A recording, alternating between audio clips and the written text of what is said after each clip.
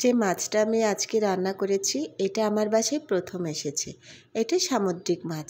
আসসালামু আলাইকুম, আমার রান্নাঘরে আপনাদের স্বাগত জানাই। সামুদ্রিক মাছ আমার বাসায় প্রায় আসে। আমরা এটা খাইতে ভীষণই পছন্দ করি। এই সামুদ্রিক মাছটা হচ্ছে মনে হয় পুঁটি মাছ। তো এই মাছে কাঁটা আছে বটে, কিন্তু মাছটার স্বাদটা অসাধারণ লাগে। এই মাছটা কিভাবে আমি রান্না করি সেই রান্নার রেসিপি আপনাদের সাথে শেয়ার করার জন্য চলে এসেছি। এই মাছটাকে পরিষ্কার করে রেখেছি, আর ফ্রিজিং করা ছিল, বের করে একটু নর্মাল করে নিয়ে এখানে হলুদ আর লবণ মিক্স করে ভেজে নিব। তো এই মাছটা যদি শুধুমাত্র ভেজে খাওয়া হয় তারপরেও কিন্তু খুবই মচমচে হয়। সামুদ্রিক মাছগুলোতে একটু তেল বেশি হওয়াতে মচমচ সহজে হতে চায় না, কিন্তু এই মাছটাকে দেখলাম যে যদি গরম গরম খাওয়া যায় তাহলে বেশ মচমচে হয়। কিন্তু এই মাছে প্রচণ্ড কাঁটা আছে, তো মাছটাকে ভেজেই রান্না করতে হচ্ছে। আর এই মাছটাকে আমি আজকে টমেটো দিয়ে ভুনা করব। তো সব কিছু উপকরণগুলো রেডি করে নিয়েছি, আর এখন রান্নাতে চড়িয়ে দিচ্ছি।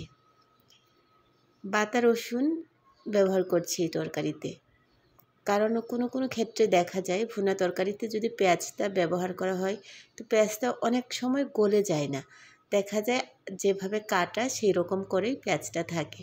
তাই ভাবলাম একটু পেঁয়াজটা বেটে তারপরে রান্না করি।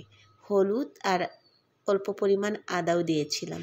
আর এই যে 1 কাপ পরিমাণ হলো টমেটো, আর সাথে হলুদ, মরিচ আর ধনিয়ার গুঁড়া, মাছের মশলা আর পরিমাণ মতো লবণ। রান্নার প্রসেসিংটা এই পর্যন্তই। এবার এটাকে খুব ভালো করে কষিয়ে নিতে হবে মশলার সাথে।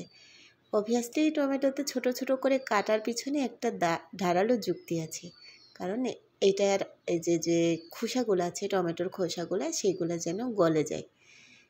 মশলাটা বেশ ভালো করে কষিয়ে নিয়েছি, আর দিয়ে দিলাম এই মাছগুলো। এবার একটু নেড়ে চেড়ে এখানে পরিমাণ মতো পানি দিয়ে দিব।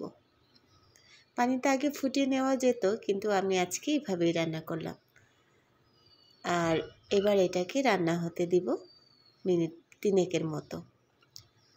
আমি ধনিয়া পাতা তেমন একটা পছন্দ করি না তরকারিতে, এই কারণে ধনিয়া পাতা ব্যবহার করা হয় না। ধনিয়া পাতা দিয়ে গার্নিশ করলে ভালো লাগতো, কিন্তু অ্যাকচুয়ালি ভালো লাগে না দেখে ধনিয়া পাতার ব্যবহারটা খুব কমই হয় আমার বাসায়। কেমন সুন্দর একটা কালার চলে এসেছে দেখুন। খাইতেও কিন্তু এরকম তরকারিতে ভীষণই ভালো লাগে। আমার আজকের এই পুঁটি মাছ রান্নার রেসিপি আপনাদের কেমন লেগেছে অবশ্যই জানাবেন। সবাই ভালো থাকবেন। দেখা হচ্ছে খুব শিগগিরই নতুন আরেকটা ব্লগে। সেই পর্যন্ত আল্লাহ হাফেজ।